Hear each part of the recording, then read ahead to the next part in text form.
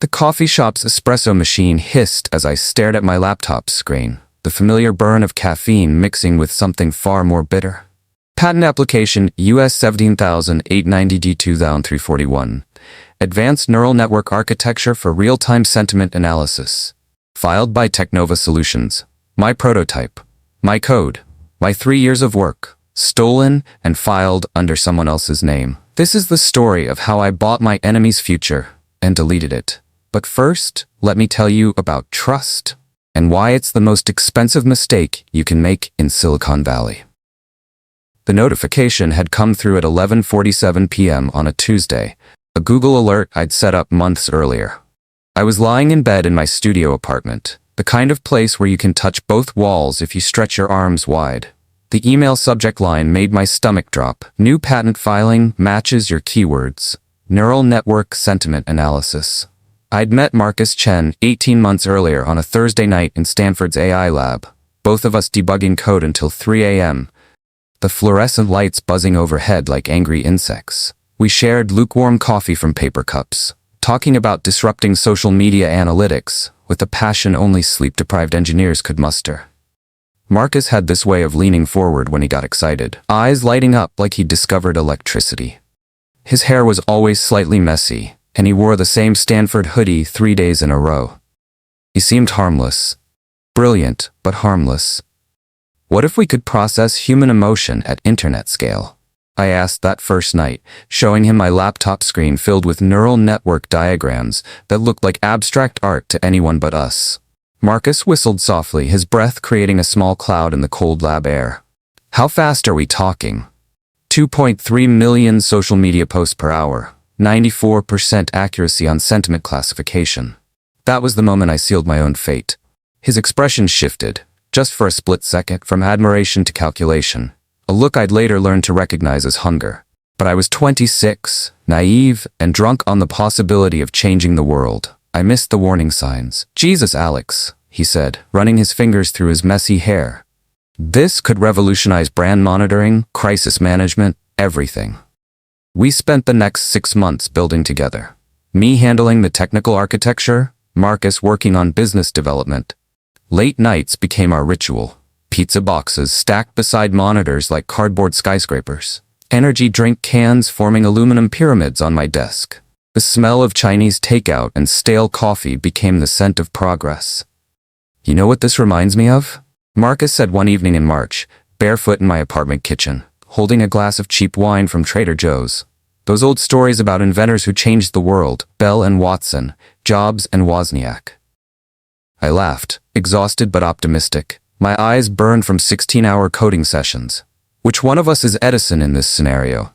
Maybe we both are. The apartment was tiny, 650 square feet of overpriced San Francisco real estate, but it had become our unofficial headquarters. My couch doubled as Marcus's bed when we worked too late to drive back to Palo Alto.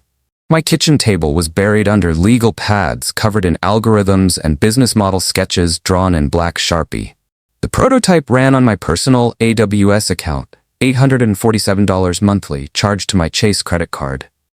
Every function, every optimization, every breakthrough lived in my GitHub repository. Time-stamped, documented, backed up in 3 locations, mine. We had a handshake agreement, old school, honorable. The kind of partnership that built Silicon Valley legends. I was an idiot. The algorithm itself was beautiful in its complexity. I'd started building it during my final semester at Berkeley, inspired by a cognitive science paper about how humans process emotional context. The breakthrough came at 2 a.m. on a Sunday in December, fueled by Red Bull and desperation. I realized that sentiment analysis wasn't just about keywords, it was about understanding the emotional weight of context. Traditional sentiment analysis looked at individual words. Hate was negative, love was positive. But humans communicate in layers. I love waiting in line for 4 hours is sarcasm. This cancer diagnosis has been a blessing is complex grief. My algorithm understood these nuances because it analyzed context windows of 247 words instead of the industry standard of 15. The technical implementation required custom GPU optimization routines I'd written from scratch, memory management algorithms that could process streams of social media data without choking on volume. Machine learning models that adapted in real time to new slang, emerging phrases, cultural shifts. Marcus understood about 30% of the technical details, but he grasped 100% of the business implications. He had an MBA from Wharton and connections throughout Silicon Valley. His father ran a successful biotech company. His network was everything mine wasn't. "We need to move fast," he kept saying. "Twitter processes 500 million tweets daily. Facebook processes 4 billion posts. If we can analyze even 1% of that traffic with 94% accuracy." The numbers were staggering. Social media monitoring was a $3.2 billion market, growing 15% annually. Enterprise customers paid $50,000 to $200,000 yearly for real-time brand sentiment analysis. Our prototype could outperform existing solutions by 400% while costing 60% less to operate. We spent January and February refining the pitch deck. Marcus handled the business sections, while I focused on technical diagrams that could explain neural networks to venture capitalists. We practiced presentations in my living room, Marcus pacing between my coffee table and kitchen counter while I clicked through slides. "The total addressable market is $8.7 billion, Marcus would say, gesturing with both hands. "We're not just building a product, we're creating a category." I believed every word. Marcus went silent in late February. No Slack responses. Calls went straight to voicemail. His last message was brief: "Dealing with family emergency, we'll call soon." Days turned into weeks. I kept coding, kept optimizing, kept believing he'd return with good news about investor meetings. I pushed new commits to our shared repository. I answered customer support emails for our beta users. I paid the AWS bills. When I finally cornered him at a Palo Alto tech meetup in March, everything changed. The event was held in a converted warehouse, exposed brick walls and Edison bulb lighting designed to feel authentically startup-y. I spotted Marcus near the networking tables, wearing a crisp polo shirt I'd never seen before. Navy blue with an embroidered logo. Technova Solutions. He was pitching a group of investors, his voice carrying across the room with practiced confidence. "Our revolutionary AI breakthrough processes social media sentiment in real time with unprecedented accuracy." The convention center's harsh lighting cast shadows across his face as he spotted me approaching. His practiced smile faltered like a mask slipping. "Alex, great to see you," he said, voice artificially bright. "I've been meaning to reach out." The investors he'd been charming excused themselves, sensing the electricity crackling between us like static before a storm. "About what exactly?" I asked, my voice tight. Marcus adjusted his collar, suddenly looking like he wanted to disappear into the crowd of networking entrepreneurs. "Look, things evolved. Technova needed to move fast, and you were unavailable." "Unavailable?" The word came out sharper than I intended. "I've been coding 16 hours a day for 6 months. You weren't returning investor calls. You missed 3 critical meetings." It was a lie. There had been no investor calls, no missed meetings, but Marcus delivered it with such conviction that for a moment I almost doubted my own memory. That night, I discovered the patent filing. Filed 3 weeks earlier while I was debugging memory leaks and optimizing processing speed. According to the legal documents, I didn't exist. My algorithm was his original invention, co-developed with Technova's CTO, Dr. Sarah Kim, someone who'd never even seen my code. I sat in my apartment until dawn, reading every page of the 47-page patent application. My neural network architecture was described in detail. My optimization algorithms were documented verbatim. Even my variable naming conventions were preserved. It was my code, stolen and filed under someone else's name. I spent $12,000 on patent lawyers over the next 2 months. 3 different firms. Each delivered the same crushing verdict. Because Marcus had legitimate access to my prototype during our collaboration, and because we lacked formal IP protection agreements, his filing would likely prevail. The legal system moved like molasses while startups moved at light speed. "Patent law favors the first to file," explained Jennifer Walsh, a partner at Morrison & Associates. She sat across from me in a conference room that cost more per hour than I made in a day. "Unless you can prove willful theft or fraud, Mr. Chen's application has standing. But I have timestamped commits going back 18 months. which he could argue represent joint development under your verbal partnership agreement. I felt the walls closing in. So he can steal 3 years of my work and there's no recourse? Not exactly, but litigation would cost $300,000 minimum and take 2 years. By then, the market opportunity will be gone. Meanwhile, Technova secured $8.5 million in Series A funding from Meridian Ventures. TechCrunch ran a glowing profile. Stanford alumni raise millions for game-changing AI platform. The article featured a photo of Marcus in a modern office, standing confidently next to a whiteboard covered in equations I'd written. He got 3 paragraphs of quotes about revolutionizing human-computer interaction. My name appeared nowhere. I read the article while eating ramen in my studio apartment, the same $2.99 meal I'd been surviving on for months. Outside my window, I could see the glass towers of Soma, where Marcus was building his empire on my stolen foundation.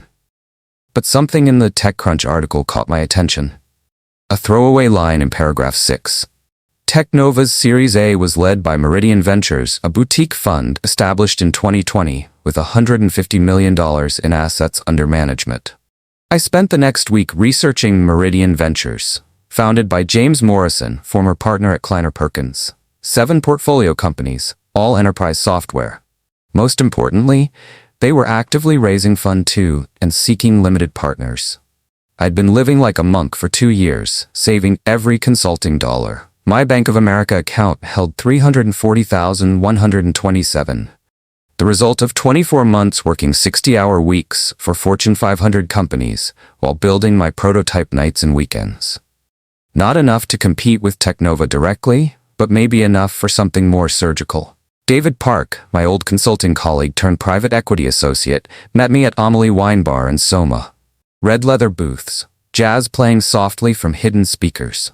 Perfect atmosphere for sensitive conversations.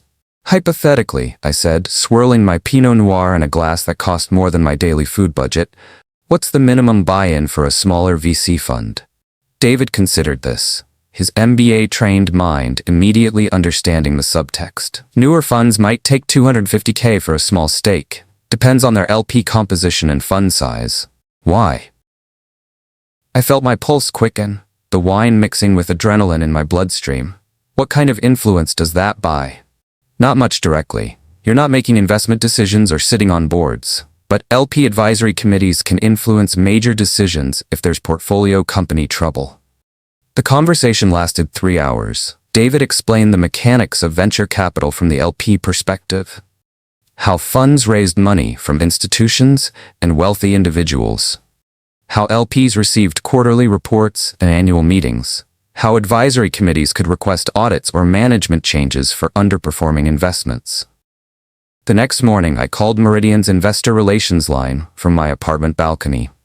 The sounds of San Francisco traffic providing background noise. Professional receptionist voice, smooth as silk. Meridian Ventures, this is Rachel. I'd like to speak with someone about becoming a limited partner in your upcoming fund. She transferred me to James Morrison, managing partner. His voice carried the practiced warmth of someone who spent his days courting millionaires. We're always seeking strategic LPs, Morrison said. What's your background? I outlined my consulting experience, emphasizing AI expertise and social media analytics. I mentioned my recent liquidity event. Technically true if you counted aggressive saving as a liquidity event. How much are you looking to commit? He asked.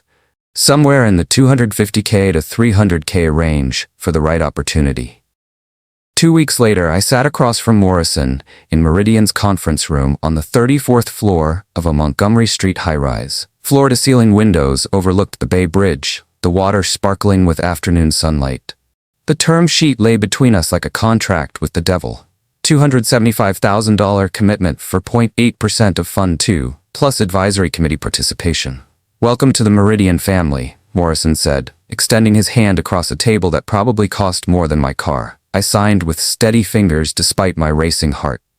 Phase 1, complete. As an LP, I received detailed quarterly reports on all portfolio companies. Technova's updates made fascinating reading, like watching a car crash in slow motion. They'd launched their beta platform in Q3, processing 1.1 million posts daily. Impressive, but exactly half my prototype's capacity. User churn hit 23% by October, well above the industry average of 12%. Customer complaints flooded their support channels, system crashes during high-volume periods. Accuracy degrades with slang and newer terminology. Memory usage spikes randomly. Their engineering burn rate reached $180,000 monthly by November, triple their initial projections. They'd hired 23 engineers, most straight out of college, to work on problems I'd already solved. During the Q4 LP meeting, Morrison presented Teknova's performance with visible concern. The conference room felt smaller as he clicked through slides showing declining metrics in red font. They're struggling with technical scalability, he admitted, loosening his tie despite the air conditioning. The core algorithm isn't performing as promised. I kept my expression neutral, fighting the urge to smile. Of course it wasn't performing, they only had half my code. The critical optimization modules existed solely in my head and private repositories. What's the specific technical issue? I asked innocently. Dr. Sarah Kim, Teknova's CTO, shifted uncomfortably in her chair. Memory management primarily. The system crashes under heavy load, and we're seeing degraded accuracy with newer slang terms. I nodded sympathetically, remembering the exact problems I'd solved 18 months earlier. Custom garbage collection routines for memory management. Dynamic vocabulary updates for emerging language patterns. Solutions Marcus never saw because I'd implemented them after he disappeared. Have you considered bringing in outside technical consultants? Asked another LP, an older gentleman in a Tom Ford suit. Morrison looked pained. Marcus is resistant to admitting technical limitations. By February, Teknova's metrics painted a grim picture. Daily active users had dropped to 47,000 from a peak of 89,000. Customer lifetime value was declining while acquisition costs soared. Two major enterprise clients, Coca-Cola and BMW, had canceled their contracts, citing system instability and accuracy concerns. Their runway was evaporating faster than morning fog. At current burn rates, they had 6 months of cash remaining. During our March LP meeting, Morrison's voice carried notes of barely controlled panic as he updated us on Teknova's deteriorating situation. We're considering a down round, he announced, the words hanging in the air like a death sentence. Possibly bringing in new management.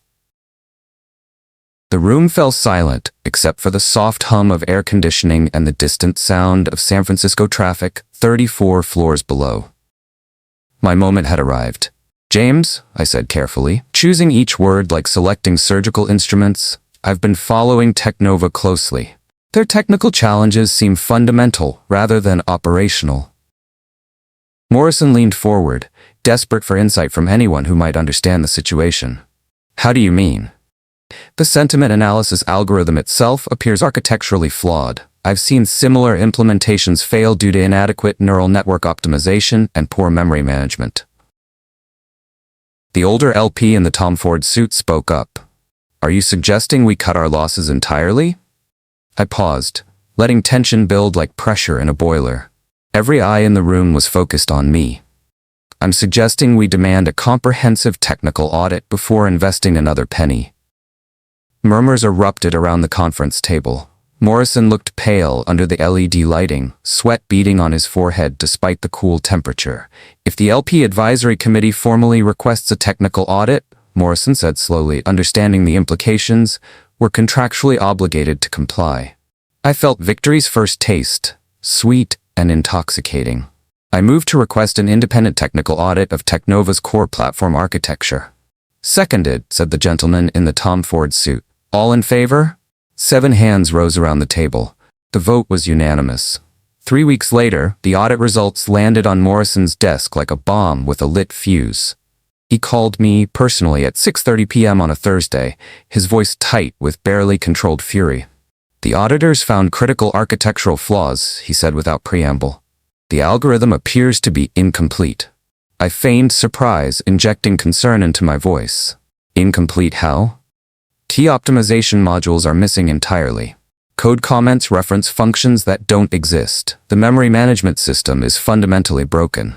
Silence stretched between us as implications crystallized like ice forming on a window. James, I said quietly, I need to tell you something. Can we meet tomorrow? I met Morrison at his office the next morning, the same conference room where I'd signed my LP agreement 6 months earlier. Sunlight streamed through floor-to-ceiling windows as I laid out the whole story. My original prototype. Marcus's betrayal. The stolen patent. My calculated investment in Meridian. Morrison's face cycled through shock, anger, and finally something resembling grudging admiration. "You invested in our fund specifically to destroy Technova," he said. It wasn't a question. I met his gaze steadily. "I invested to reclaim my stolen intellectual property." He leaned back in his chair, processing the revelation like a computer parsing code.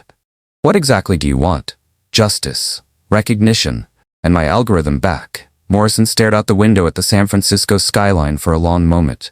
"If this comes out, it could destroy Meridian's reputation." "Only if you fight it. Work with me, and this becomes a story about rigorous due diligence catching IP theft. Fight me, and it becomes a story about VCs who don't know what they're funding." The next morning, Technova received certified mail from Meridian Ventures. The message was brief and devastating.